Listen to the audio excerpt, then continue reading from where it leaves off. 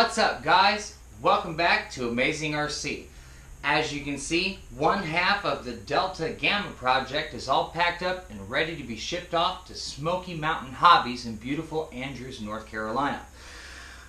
I've got one heck of a deadline that I have to meet, so I actually have to make this video a little short.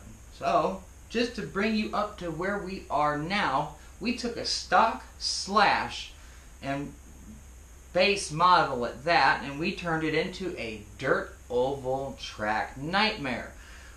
We didn't do too much to the 12-turn motor because it's adequate and will do the job. However, we pretty much changed everything else out.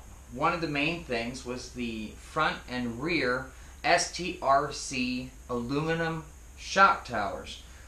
That stiffened things up as well as made it look very nice. One of the other things that we did was we swapped out the original Ultra shocks made by TRAXXAS, and we just stepped it up to the big bore shocks, also made by TRAXXAS. Then everything with the body had to go. So we went with this 1/8 scale body by RJ Speed.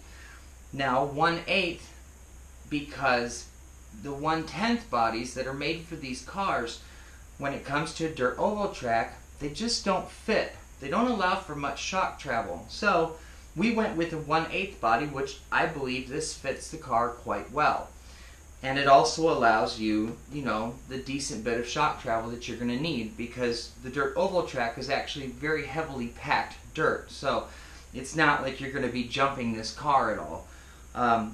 As far as the decals, I think they came out really good, as well as the paint scheme. So with that said, I'll give you guys a few pictures here at the end of this video, and here's one half of Delta and Gamma. We'll call this one Delta. Gamma's on the way, and it's going to be a silver and black combination. It's going to look really good as well.